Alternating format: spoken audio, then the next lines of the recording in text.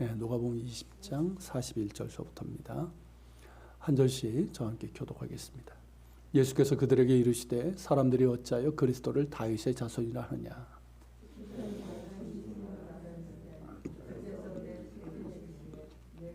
내가 내 원수를 내 발등상으로 삼을 때까지 내 우편에 앉았으라 하셨도다 하였느니라.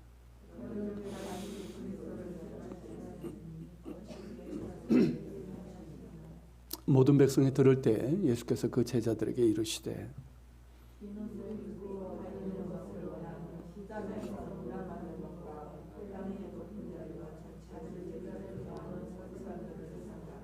그들은 과부의 가산을 삼키며 외식으로 길게 기도하니 그들이 더 엄중한 심판을 받으리라 하시니라.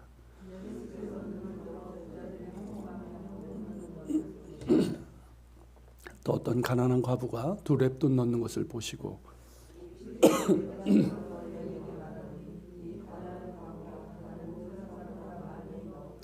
다 같이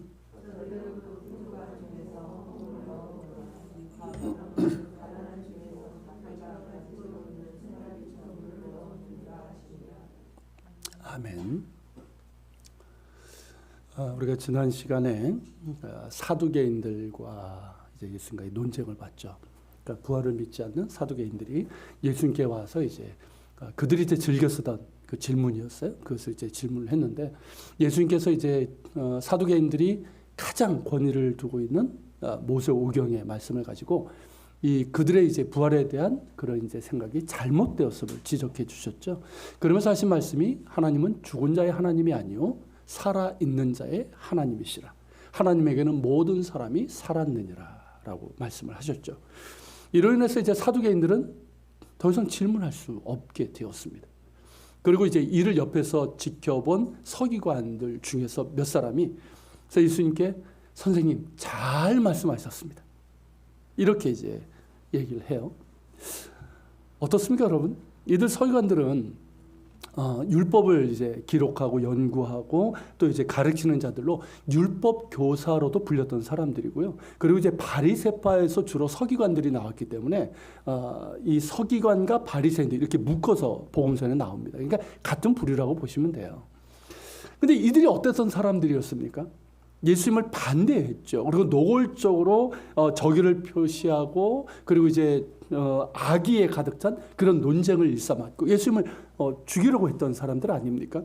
그런데 자기들의 라이벌인 이 사두개인들의 입을 예수님이 꽉 막아버리니까 이게 그냥 통쾌했는지 선생님 잘 말씀하셨습니다 라고 얘기를 한 거예요. 정말 얍삽하기 그지없지 않습니까? 얍삽하다 이게 이때 쓰는 말인 것 같아요. 이에 예수님께서 그들에게 물으셨습니다. 사람들이 어찌하여 그리스도를 다윗의 자손이라고 하느냐라고 말입니다. 그러면서 인용하신 성경 구절이 있는데 그것이 시편 110편이에요. 110편 1절인데 본문은 이제 그 당시 이제 유대인들이 쓰던 헬라어 구약 번역 성경 본문이고요. 우리가 쓰고 있는 이제 구약 성경, 그러니까 히브리어 성경에서 번역한 지금 우리가 쓰고 있는 구약 성경으로 보면 이렇습니다. 여호와께서 내 주에게 말씀하시기를 내가 내 원수들로 내 발판이 되게 하기까지 너는 내 오른쪽에 앉아 있으라 하셨도다. 이렇게 나와요. 이 시편의 저자는 다윗입니다. 그리고 그 내용은 이스라엘이 이상적으로 생각하는 왕, 그러니까 메시아 왕에 대한 소망을 담은 것으로 보통 이제 제왕 시편 또는 메시아 시편으로 이제 분류되는 시입니다. 그 내용을 보면요, 이 왕은 멜기세덱의 서열을 따라 영원한 제사장이에요. 히브리서에서도 그 얘기를 하고 있죠. 그리고 장차 문나라를 심판하실 왕으로 하나님 오른편에 앉으신 분으로 나옵니다. 그리고 1절에서 보는 것처럼 야훼 하나님께서 말씀하시기를 내가 너의 원수들을 너의 발의 발판으로 삼을 때까지 내 오른쪽에 앉아 있으라고 하셨습니다. 자, 이 적을 나의 발판으로 삼는다는 것은 뭐냐면 고대 근동에서 이 전쟁을 하잖아요. 나라 간에. 그러면 적에 대한 완전한 승리를 표현할 때 쓰는 말입니다. 전쟁에서 패한 왕은 패배와 복종의 의미로 승리한 왕의 발 아래 목을 밟혔습니다. 그러니까 엎드려야 되는 거고요. 그 목 위에 승리한 왕이 발을 얹히는 거예요. 그러니까 패배한 왕을 자기의 발판으로 삼는 셈이죠.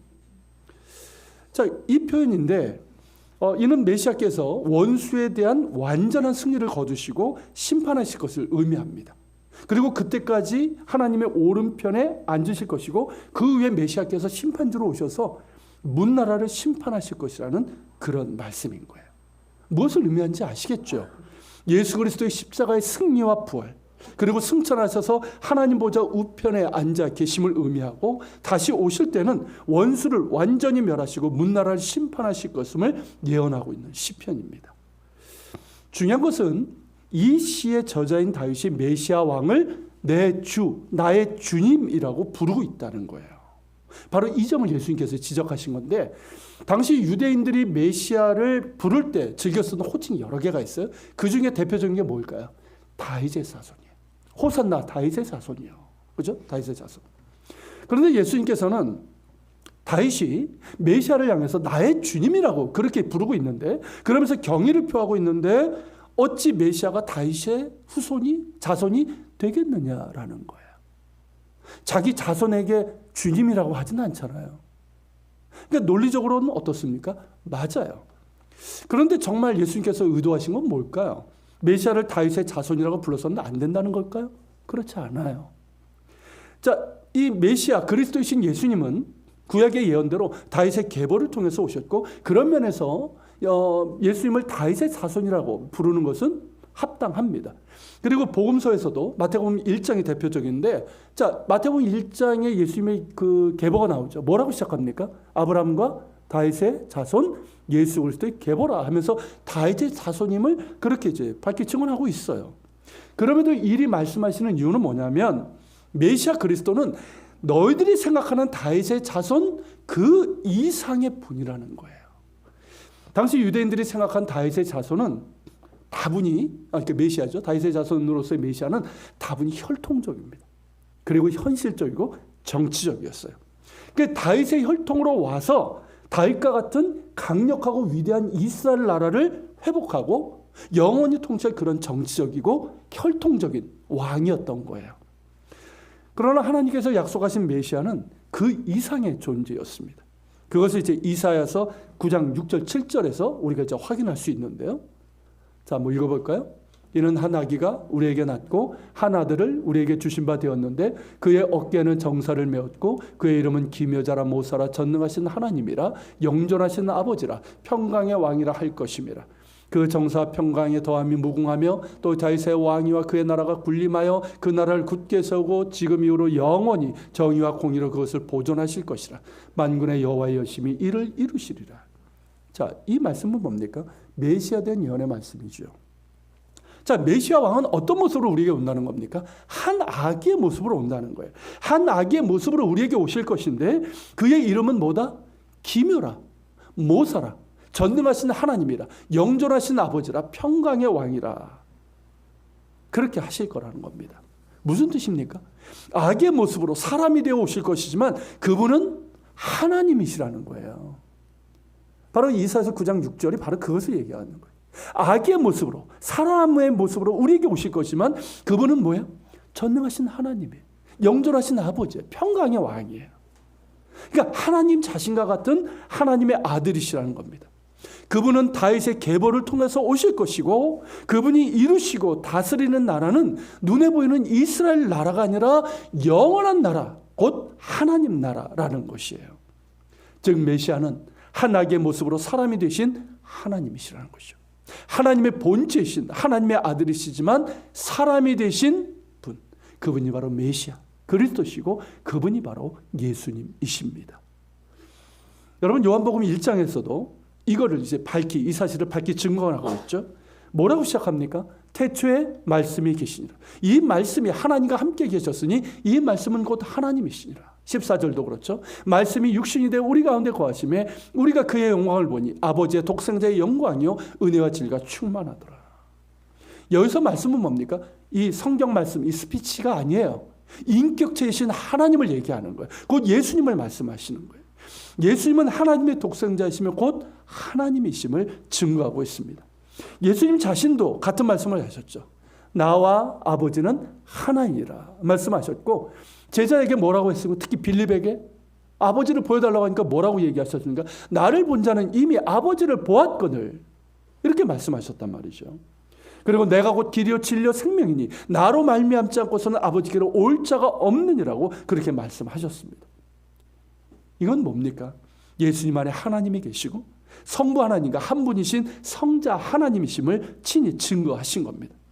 예수님은 참 인간이시고 참 하나님이시기에 성부 하나님께로 갈 수 있는 길이요 진리고 생명이 되시는 거예요. 사도 바울 역시 이를 밝히 증거하고 있습니다. 빌립보서 이제 2장 6절서부터 7절인데 같이 읽겠습니다. 그런 근본 하나님의 본체시나 하나님과 동등됨을 취할 것으로 여기지 아니하시고 오히려 자기를 비워 종의 형체를 가지사 사람들과 같이 되셨고, 예수님은 본래 하나님의 본체시라는 거죠. 그렇지만 하나님과 동등됨을 뒤로 하시고 오히려 자기를 비워 종의 형체를 가지사 우리와 같은 사람이 되셨습니다. 그래서 십자가에 죽기까지 복종하셨고 우리 인간이 죄 용서의 구원을 받아 하나님의 자녀가 되는 하나님 나라 백성이 되는 그 길을, 그 구원의 길을 여셨습니다. 예수님은 하나님의 본체, 하나님의 아들이시며 우리와 같은 사람이 되신 메시아 그리스도 우리의 구원자가 되십니다. 예수는 참 하나님이시고 참 인간이십니다. 할렐루야. 여러분, 이것이 예수 그리스도의 죽으심과 부활을 경험한 사람들의 공통된 고백이에요. 그분은 만난 사람들, 예수님을 통해서 죄 용서의 구원을 경험한 사람들, 인격적으로 예수님을 만난 사람들의 한결같은 고백입니다. 베드로가 고백한 것처럼 주는 그리스도시요 살아계신 하나님의 아들이십니다. 의심하는 도마도 그 고백을 하지 않았습니까? 나의 주님이시여 나의 하나님이시나이다. 그러므로 예수님께서 어찌 그리스도가 다윗의 자손이 되겠느냐고 물으신 것은, 예수님께서는 성경의 예언대로 다윗의 계보를 통해서 오셨지만 메시아이신 예수님은 참 사람이 되신 하나님이시라는 거예요. 그렇게 다윗의 주님이신 그리스도께서 다윗의 자손으로 이 땅에 오시는 것이 하나님의 방법이라는 거예요. 사람의 방법과는 완전히 다르죠. 이게 하나님의 방법이라는 거예요. 주님을 다윗의 자손이라고 부르는 것은 합당하지만 당시 유대인들이 생각하던 그 이상의 의미가 담겨 있다는 것입니다. 이는 지금도 마찬가지입니다. 예수님을 훌륭한 인물, 어떤 성인으로 인정하는 것은 누구나 할 수 있습니다. 그죠? 뭐 학교에서도 배우잖아요. 예수님을 3대 성인, 4대 성인으로 그렇게 인정하는 것은 거부감 갖지 않습니다. 하지만 그것으로는 아무런 일도 일어나지 않습니다.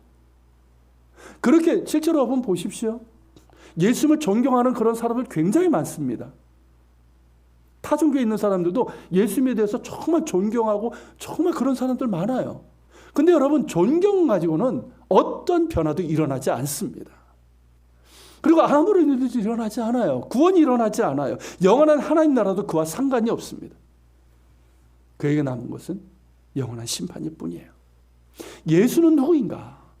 인류 역사에서 가장 중요한 질문입니다. 예수는 나에게 누구인가? 우리 각자의 삶에서 가장 중요한 질문이고 우리의 운명을 결정지을 매우 중요한 질문입니다. 예수는 누구인가?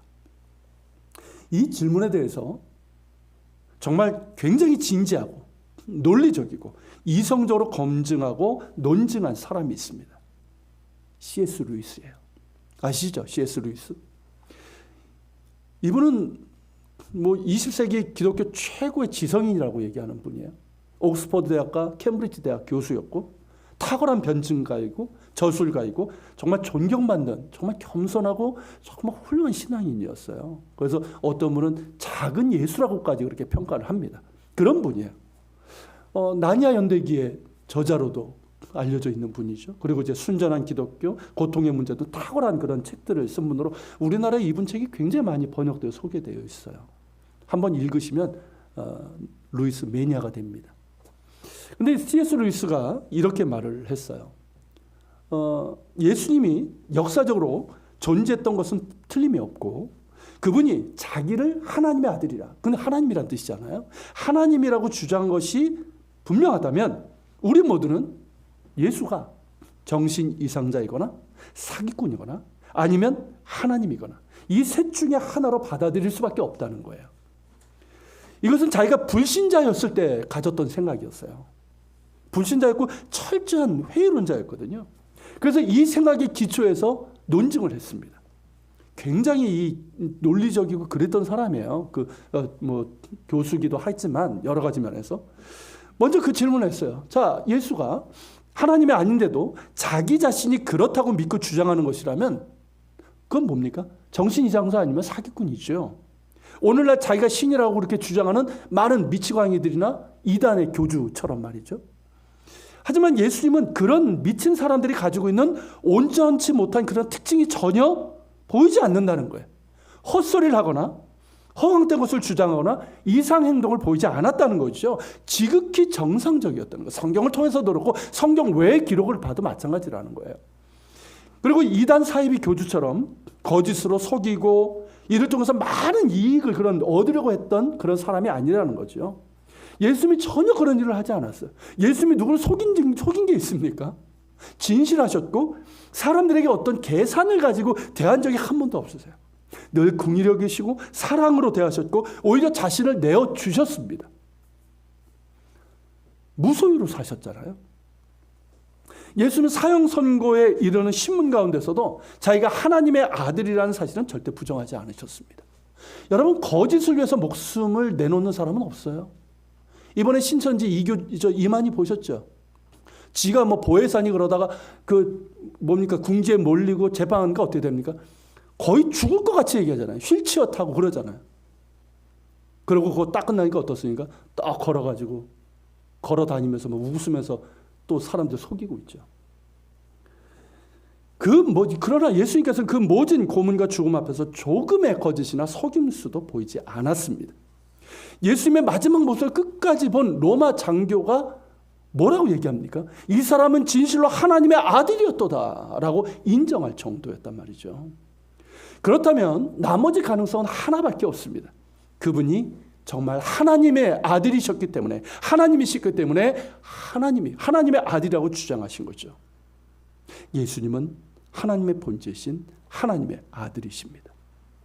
여러분, 이것이 C.S. 루이스의 논쟁인데 어떻습니까? 매우 논리적이고 합리적이지 않습니까? 그 자신이 불신자였을 때 가졌던 생각이에요. 그 정말 회의론자로서 굉장히 이 사람은 검증되지 않은 걸 믿지 않았던 사람이에요.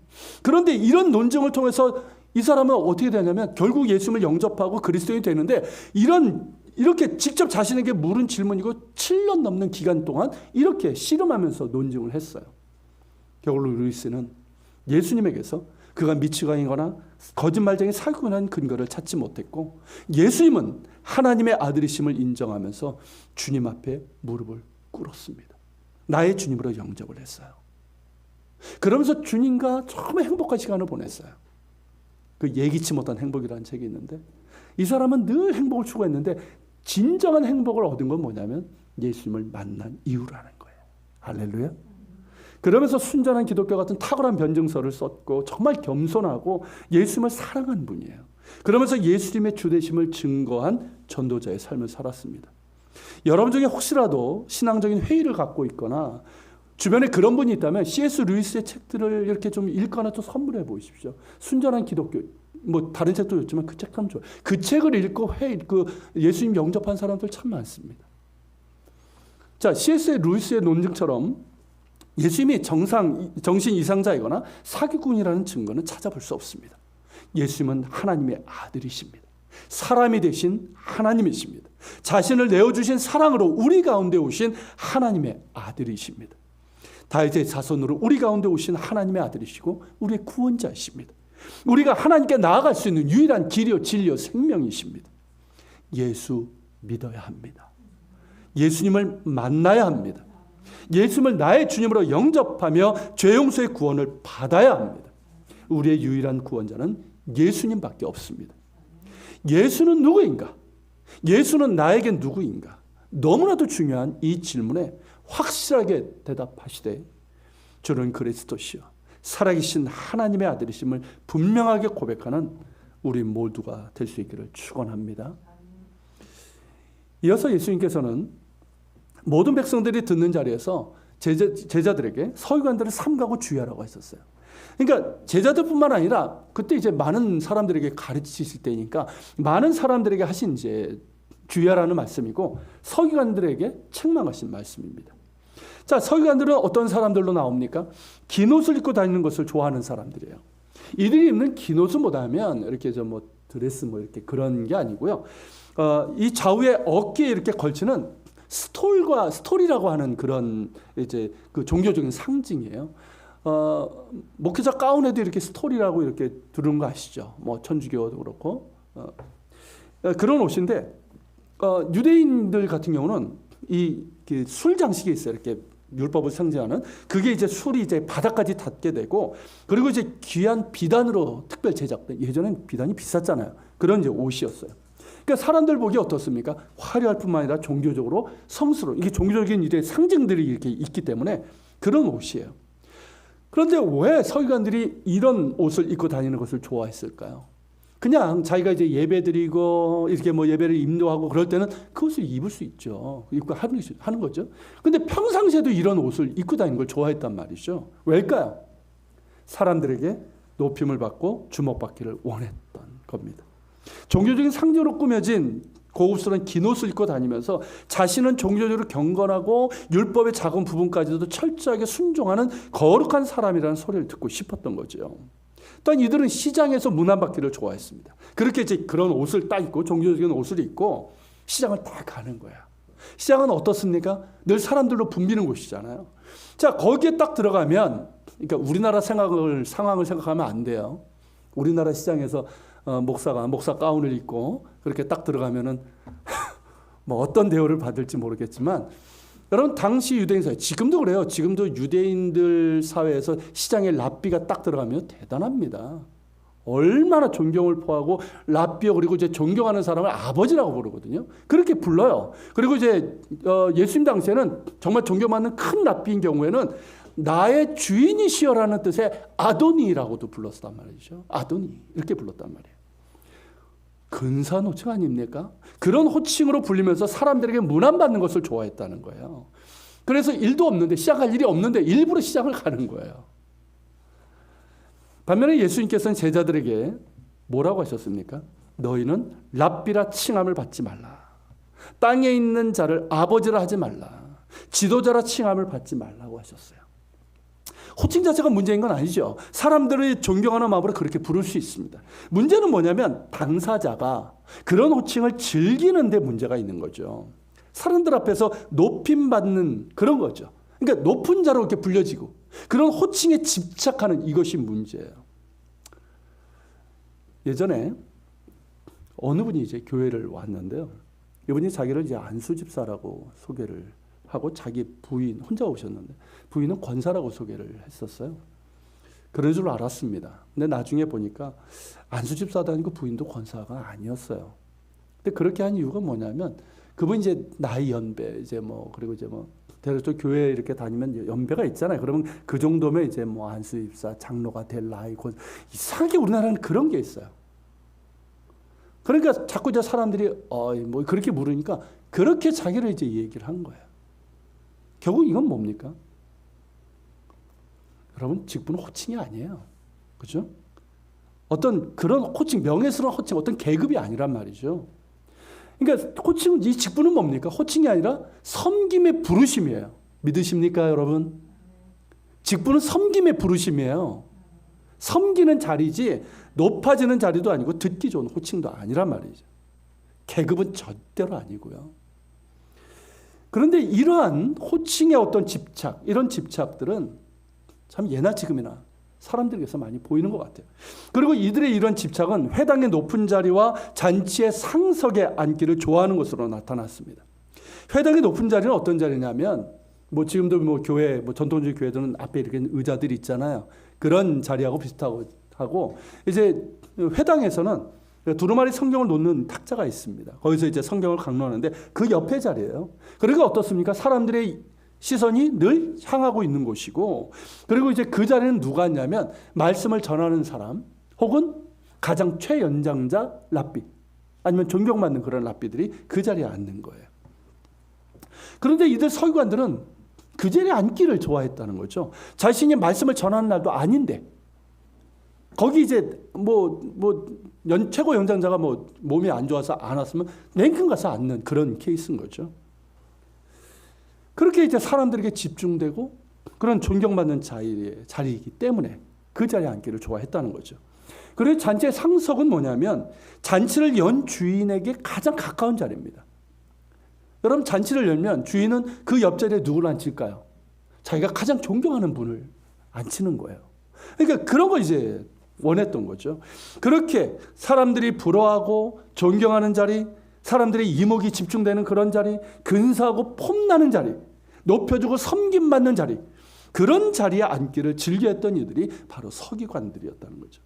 그러니까 이들은 섬기는 것에 대해서는 조금도 관심이 없었고 그저 섬김받고 높임받는 것에만 관심을 가졌다는 거죠. 그런 그들을 삼가고 절대로 그들을 닮는 일이 없도록 하라는 거예요. 우리의 주인이신 예수님은 섬김을 받는 자가 아니라 어떤 자로? 섬기는 자로 오셨다고 말씀하셨어요. 이렇게 말씀하셨죠? 같이 읽읍시다. 인자가 온 것은 섬김을 받으려 함이 아니라 도리어 섬기려 하고 자기 목숨을 많은 사람의 대속물로 주려 함이라. 이게 예수님의 말씀이에요. 우리의 주인이신 예수님의 말씀이에요. 실제로 섬김의 본을 보여주셨고 십자가에서 자기 목숨을 많은 사람의 대속물로 내어주셨습니다. 특별히 이제 목사 장로가 그런 경우가 또 많은데요. 목사 장로 그리고 교회 직분자들이 섬기는 자가 아니라 섬김을 받길 원하고 그런 자의 모습으로 살고 있다면 그것은 예수님의 제자로서의 길이 아니라 서기관의 길을 가고 있다는 사실을 알아야 됩니다. 그런데 서기관의 길을 가고 있는 사람들이 의외로 많은 것 같아요. 물론 예수님을 바라보면서 예수님 닮은 제자의 길을 가는 그런 목회자들과 성도들이 훨씬 더 많지만 서기관의 길을 걷고 있는 목회자들이 자주 보이고 그런 장로들, 직분자들이 또 많이 보이는 것도 사실입니다. 안타까운 일이 아닐 수 없고요. 계속 그런 길을 가다가 결국 예수님께서 너희가 나와 무슨 상관이 있느냐 라고 하실 것 같아 두렵기도 합니다. 그리고 우리도 혹시 그런 사람들이 될까 사실 두렵기도 합니다. 오늘 이 말씀을 통해서 우리 자신을 돌아볼 수 있길 바랍니다. 여러분은 누구의 길을 가고 있습니까? 겸손히 자신을 낮추면서 섬기는 자로 살아가신 예수님을 닮아가는 제자의 길입니까? 아니면 높아지고 섬김받기를 원하며 마음이 높아진 서기관들의 길입니까?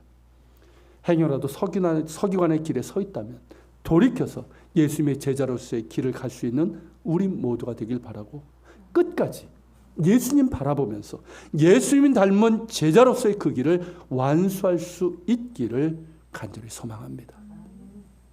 그런데 서기관들은 이뿐만이 아니었어요. 이들은 과부들의 재산을 삼키는 자들이었습니다. 이들이 악한 건 뭐냐면 서기관이기 때문에 그런 거예요. 자, 율법교사 아닙니까? 그러니까 이 과부에 대한 성경의 율법을 알았던 사람들이에요. 자, 하나님께서는 당시 사회적인 약자들, 고아, 과부, 나그네잖아요. 이들의 사회적인 약자인 이 과부를 보호하는 율법을 명하셨단 말이죠. 그리고 이들 약자에 대해서 공동체 전체가 보호해주고 돌봐줄 것을 그렇게 명령하셨단 말이죠. 그러니까 이들은 율법을 알았단 말이죠. 그리고 율법에 따라 과부를 위하는 척했어요. 당시 과부들은 많은 재산은 아니었지만 부친으로부터 혹은 남편으로부터 받은 재산이 있습니다. 근데 이제 그런 가산이 있었고 특별히 이제 부친에게 받은 것은 큰 문제가 안 되는데 이 남편에게 받은 이런 재산은 가족 중에 이거 문제 삼는 사람들이 있잖아요. 항상 그런 문제들이 있지 않습니까? 그러면 이 법적인 소송을 하기도 했어요. 그 과정에서 서기관들이 개입하는 거예요. 율법을 알기 때문에 그 당시에 법은 율법 아닙니까? 그러니까 마치 오늘날 변호사처럼 이 과부들을 대변해주고 그들의 재산을 관리해주고 법적인 처리를 해주었습니다. 그러면서 이 과정에서 물론 모든 서기관들이 그러지는 않았겠지만 많은 서기관들이 이 과정에서 엄청난 보수를 챙기는 거예요. 그러면서 이들 모르게 과부 모르게 속여서 재산을 가로채기도 했습니다. 그래서 더욱 사악한 거예요. 그런데 이들이 참 정말 악한 게 뭐냐면 예수님께서 이토록 책망하신 게 뭐냐면 그런 악한 짓을 하고도 사람들에게 보이려고 길게 기도한다는 거예요. 거리에 나가서 사람들이 보게끔 그 긴 옷, 종교적인 옷 딱 입고요. 그렇게 길게 기도했다는 거죠. 외식하는 악을 행했던 자들인 거죠. 여러분, 기도를 길게 하는 건 문제가 되는 건 아니잖아요. 그죠? 몇 시간이고 기도할 수 있습니다. 문제는 그들의 기도의 방향이 사람들의 시선에 있었다는 거죠. 사람들의 시선, 사람들의 평가에 있었다는 거예요. 마태복음 6장 5절에 보면 그들이 회당과 큰 어귀에서 기도하기를 좋아하는 자라고 예수님께서 책망하셨는데, 마른 사람들에게 보이려고 자신의 경건함을 사람들이 들으라고 그렇게 한 거예요. 그러려면 길게 해야죠. 당시 유대인들은 서서 기도했고 눈을 뜨고 기도했습니다. 하늘을 이렇게 우러러보면서 손을 적당히 들고 봄나잖아요. 이렇게 그러면서 이제 사람들 들을 수 있게끔 소리내서 그렇게 길게 기도를 했던 거예요. 반면에 예수님은 뭐라고 말씀하셨습니까? 너희는 골방에 들어가 문을 닫고 은밀한 중에 계신 내 아버지께 기도하라. 은밀한 중에 보시는 하나님께서 갚아 주시리라 말씀하셨습니다. 하나님은 은밀한 중에 보시는 분이십니다. 은밀한 중에 그 중심을 보시고 갚아 주십니다. 그 진실함을 보시고 응답해 주십니다. 그리고 하나님은 종교적인 행위가 아니라 긍휼을 베푸시는 것을 원하십니다. 여러분, 호세아서 6장 6절에서 그것을 말씀하셨죠. 읽겠습니다. 나는 인애를 원하고 제사를 원하지 아니하며 번제보다 하나님을 원하는 것을 원하노라. 아는 것을 원하노라. 하나님이 원하시는 인애, 곧 과부를 긍휼히 여기고 그를 진심으로 변호해주고 보호해주는 것이 하나님께서 원하시는 제사라는 거예요. 그런 인애가 없는 제사, 그런 긍휼함이 없는 예배는 아무리 화려하고 웅장하고 심지어 자기가 은혜 받았다고 막 얘기를 해도 하나님께서는 전혀 기뻐하지 않는 예배라는 거예요. 서기관들로 보면 어떻습니까? 과부 등쳐먹는 그런 악한 짓을 하는 자의 기도는 아무리 길고 그 기도가 감동적이어도 절대 들으시지 않고 도리어 역겨워하시고 미워하신다는 말씀이에요. 결국 이들에 대한 예수님의 평가는 뭡니까? 서기관들에 대한 예수님의 평가는 너희는 가짜야, 이 뜻이에요. 너희는 가짜야, 이 뜻이에요. 너희는 진짜처럼 그렇게 사람들에게 보이려는데 아니야, 너희는 가짜야. 이게 예수님의 평가예요. 이 외식하는 자들아 하시면서 책망하신 거죠.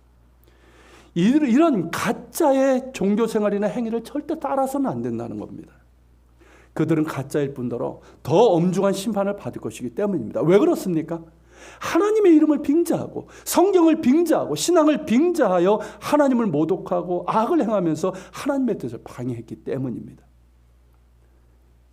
반면에 진짜라고 하신 사람이 나옵니다. 예수님께서 눈을 들어 보시니 헌금하는 자들이 보였습니다. 이때 예수님께서 가르친 것이 성전 뜰이었고요. 성전 이 동쪽 편이에요. 그러니까 솔로몬의 회랑이라고 하는 곳인데 거기에서는 성전 그 메인 건물이 있고 그 메인 건물로 들어가는 문이 있습니다. 항상 열려 있는데 그 문이 보여요. 근데 그 문으로 딱 들어가면 바로 어떤 뜰이 있냐면 여인들의 뜰이 있습니다. 꽤 넓어요. 그 여인들의 뜰인데 그 여인들의 뜰에는 헌금궤가 13개가 놓여 있었어요. 그게 뭐냐면 성전을 위해서 드리는 헌금이에요. 그래서 사람들이 유대인들은 거기로 들어가지 않습니까? 그렇게 들어가면서 뭐 성전 제의를 위해서 들어가면서 왔다 갔다 하면서 이렇게 헌금할 수 있도록 그렇게 궤를 놓았습니다. 자, 부자들이 헌금함에 헌금을 넣었습니다. 자, 부자이기 때문에 넣었는데 당시에는 뭘로 넣었습니까? 다 주화였잖아요. 동전이었잖아요. 그러니까 이 동전이 들어가는 소리가 들리는 거예요. 주께 드리면 얼마를 넣는지 어떤 동전을 넣는지도 다 알아요. 재료가 다 틀렸거든요. 금화, 은화 뭐 다 달라. 그러니까 주의 깊은 사람은 옆에서 이렇게 들으면 따락 들어가는 소리 들으면서 아, 이 사람이 얼마를 넣었구나 짐작이 가능할 정도였다는 거죠. 자, 부자들은 많은 동전을 넣었으니까 그 소리가 오래 들렸겠고요. 주변에 있는 사람들의 주목을 받았겠죠. 그러니까 이 사람은 사람들의 평가는 어떻습니까? 많은 것을 하나님께 드린 사람으로 그렇게 인정을 받게 됩니다. 하지만 예수님께서 주목하신 사람은 누굽니까? 부자가 아니라 어느 여인이었어요. 그녀는 가난한 과부였습니다. 가난해서 생계가 궁핍한 여인이었어요. 이 과부는 2렙돈을 헌금함에 넣었습니다. 이 렙돈이라는 건 그 당시에 가장 작은 단위의 동전이었어요. 그러니까 우리라면 전, 한 푼? 뭐 이런 의미예요. 뭐 시대마다 좀 달랐는데 그 당시에 노동자의 하루 품삯의 100분의 1에 해당됩니다. 오늘날 한다면 최저 시급이 올해 뭐 8,720원인가요? 그래서 뭐 8시간 이렇게 하면 한 7만 원 정도 되는데 그거의 100분의 1이니까 얼마입니까? 1렙돈이 700원 거죠. 물론 그 당시에는 노트 뭐 단위가 더 달랐겠지만, 그러니까 오늘날로 해도 2렙돈은 1,400원인데요. 문제는 뭐냐면 이 1,400원에 해당되는 이 2렙돈이 이 여인의 생활비였다는 거예요. 가진 돈이 아니라, 지금 가지고 있는 돈이 아니라 이 여인의 생활비 전부였다는 거죠. 그날 혹은 그 다음날 이 돈으로 먹고 살아야 되는 거예요. 그만큼 가난한 여인이었다는 거죠. 그 전부를 하나님께 드렸습니다. 예수님께서는 이 여인에게 주목하셨고, 이 가난한 과부야말로 다른 모든 사람보다 더 많이 하나님께 드렸다라고 칭찬을 하셨습니다. 과부는 가난한 중에서 자기가 가지고 있는 생활비 전부를 드렸기 때문입니다.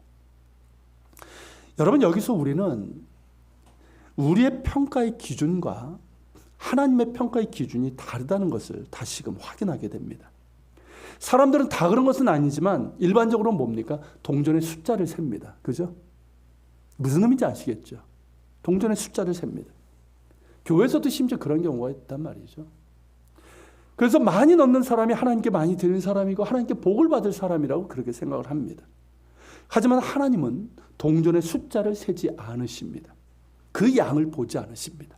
오히려 그 중심을 보십니다. 그 중심을 보시면서 과부의 경우처럼 모든 사람보다 더 많은 것을 드린 자로 인정을 해 주십니다. 물론 그 중심에 뭐가 있을 때? 진실함이 있을 때. 그렇기 때문에 그 중심에 진실함이 있고 하나님의 은혜에 대한 감사함으로 자원하여 드렸다면 많이 드린 건 역시 뭘까요? 하나님께서 기쁘게 받으시는 것이 되는 거죠. 반대로 적게 드렸다고 해서 모두 과부와 같은 평가를 받는 것도 아닙니다. 그 마음 가운데 인색함으로 인해서 그렇게 적게 드린 것이라면 그것을 하나님께서 기쁘게 받으시지 않죠. 그 마음 가운데 얼마나 진실함이 있고 하나님의 은혜에 대한 감사함이 있고 또 긍휼을 구하면서 자원하는 마음으로 드렸는가, 이 중심을 보신다는 거예요. 여러분, 오늘 이 본문, 우리가 이제 3가지 본문을 본 건데요. 이 본문은 어떻습니까, 여러분? 뭐 각자의 것처럼 보이죠. 근데 이 세 본문은 서로 다른 것 같지만 하나로 이어지는 주제가 있습니다. 그것이 뭐냐면 하나님의 방법, 하나님의 평가, 하나님의 기준입니다. 당시 메시아에 대해서 사람들이 원했던 방법은 뭡니까? 문자 그대로 다윗의 혈통으로 자신들이 원하는 이스라엘 나라를 회복하고 다윗 때 그 이상으로 강성한 나라를 세우는 것이었어요. 메시아는 그저 다윗의 자손일 뿐이었어요. 그러나 하나님의 방법은 뭡니까? 하나님의 본체이시고 다윗의 주님이신 그리스도께서 다윗의 자손으로 이 땅에 오시는 것이었고, 죄 없으신 하나님의 아들이 죄인들을 위해서 자신을 내어주심으로 인해서 그들이 구원받고 영원한 하나님 나라의 백성이 되는 것이었습니다. 사람들이 원했고 사용하는 방법은 뭡니까? 자력구원이잖아요. 그죠? 근데 그것은 불가능한 일이에요. 그렇기 때문에 하나님의 아들께서 친히 사람이 되어서 우리 가운데 오셨고 친히 십자가에서 대속제물이 되심으로 죄인이 구원받을 길을 여셨습니다. 이것이 하나님의 방법입니다. 사람들의 믿음과 행위를 평가하는 기준도 우리의 평가 기준과 하나님의 평가 기준이 다릅니다. 우리는 늘 사람들의 시선을 의식합니다. 그죠? 얼마나 의식하는지 몰라요. 혼자 있으면 의식하지 않을까요? 혼자 있어도 의식을 해요. 물론 사람의 시선을 의식하는 것에 긍정적인 면도 많습니다. 그죠? 너무 의식 안 하면 그건 뭐 어떻게 합니까? 못 말리죠, 그건. 그러니까 긍정적인 부분도 있어요. 문제는 뭐냐면 서기관들처럼 사람들에게 좋게 보여서 높임받고 높은 자리에 올라서 섬김받는 것이 목표가 될 때입니다. 속은 아닌데 겉으로 보이는 데만 치중하는 것, 이게 문제가 됩니다. 우리의 신앙생활도 행동도 그것이 목적이 되어버리면 우리는 서기관들처럼 외식하는 자들이 되고 맙니다. 신앙 연수가 쌓이고 직분도 받고 성경 지식도 늘어나고 행동이나 말을 보면 어떻습니까? 꽤나 경건한 것 같고 훌륭한 신앙인 같이 보입니다. 근데 문제는 내면에 겸손도 없고 섬김도 없고 사랑도 없고 자기 희생도 없습니다. 그러니까 신앙의 열매가 없는 거예요. 예수가 없는 거죠. 다른 말로 하면. 그러니까 어떻습니까? 도리어 교만해지고 높아지고 섬김받기를 원하고 사람들을 위하는 척하면서 자기의 유익을 구하는 이기적인 탐욕으로 가득 차게 되는 것입니다. 정말 심각한 상황인데 이 정도까지 된다면 그가 기대할 것은 예수님의 말씀처럼 엄중한 심판밖에 받을 것이 없습니다. 우리가 이 정도까지 되어서는 절대 당연히 안 될 것이지만 우리도 자칫 외식하는 자들이 될 수 있다는 데서 늘 경계하고 주의를 해야 할 것입니다. 초신자가 외식하는 사람이 될 가능성은 별로 없어요. 여기 있는 분들처럼 저를 포함해서 신앙생활을 오래 하시고 직분 받으시고 성경에 대해서 좀 아시고 그런 우리가 가장 그럴 위험성이 큰 사람들입니다. 그렇기 때문에 오늘 말씀을 기억하면서 나 자신을 돌아보고 주의하고 경계할 수 있기를 바랍니다. 우리는 서기관들이 아니라 도리어 과부에게서 배우게 됩니다. 예수님께서 주목하시고 칭찬하신 건 과부의 중심이에요. 그 마음에 무엇이 있었습니까? 진실함이 있는 거예요. 진실함이. 하나님의 은혜에 대한 감사함이 있는 거예요. 그리고 하나님의 궁유를 구하는 간절함이 있는 거예요. 이런 사람이 외식할 수 있습니까? 그런 사람은 외식하지 않아요. 그것을 보신 거예요. 우리에게도 그 중심이 있기를 바랍니다. 진짜가 되었으면 좋겠습니다. 저도 가끔 좀 저한테 그럴 때가 있어요. 가짜 되지 마라. 정말 가짜 되지 않기를 바랍니다. 진짜가 되었으면 좋겠어요. 주님 보실 때 겉은 진짜인 것 같은데 가짜인 서기관 같은 사람이 아니라 그 중심에 진실함이 있는 하나님 보시기에 진짜인 그런 사람 될 수 있기를 소망합니다. 사람의 평가, 사람의 기준이 아니라 하나님의 평가, 하나님의 기준이 무엇인지를 늘 기억하면서 중심을 보시는 하나님의 눈에 진실하고 겸손하고 은혜에 대한 감사와 궁유를 바라는 사모함이 있는 우리의 중심이 될 수 있기를 바랍니다. 그런 가운데 참 하나님이시며 참 인간으로 우리 가운데 오신 예수님을 나의 주님으로 모시고 구주로 모시고 예수님과 정말 올바른 관계를 잘 가꾸어 가면서 예수님 닮은 제자의 길을 끝까지 완주할 수 있는 우리 모두가 될 수 있기를 축원합니다. 같이 기도하겠습니다. 오늘 말씀을 기억하면서 기도합시다. 주님, 성령께서 여러분 자신에게 보여주신 모습이 있을 거고 깨닫게 하신 모습이 있을 겁니다. 그 말씀들을 기억하면서 혹은 내 안에 서기관 같은 모습이 있다면 회개하고 주님 하나님의 평가, 하나님의 시선, 하나님의 기준을 기억하게 하시고 또 하나님의 방법을 기억하며 우리가 더욱더 주님 바라보고 주님 원하시는 정말 그 중심에 진실함이 있는 그런 사람 되게 하여 주옵소서. 우리 같이 기도하며 주님 앞에 나아갑시다. 살아계신 주님, 이 시간 주님 바라보며 우리가 기도합니다. 거룩하신 주님 함께 하시고 주님 내 주옵소서. 살아계신 하나님 구합니다. 살아계신 하나님 구합니다. 우리 아버지 하나님 교우들 정말 아버지 하나님 진실하게 하시고 또 아버지 하나님 주님 바라볼 수 있는 저희가 될 수 있기를 원합니다. 오늘 말씀처럼 하나님의 방법, 사람들의 방법이 아니라 하나님의 방법으로 예수님께서 이 땅에 오셨습니다.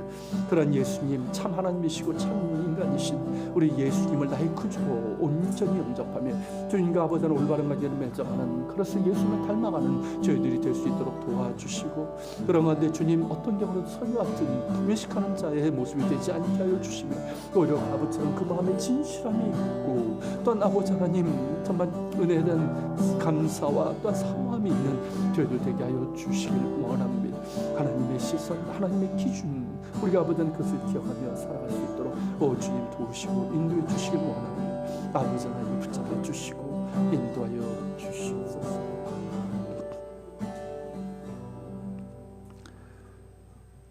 사랑하는 주님 감사합니다. 오늘도 말씀 가운데 깨닫게 해주심에 감사하고 나 자신을 보게 하심도 감사합니다. 내 안에 우리 안에 행여라도 서기관과 같은 모습이 있다면 주님 모두 깨닫게 하시고 회개하여 돌이키게 하여 주시고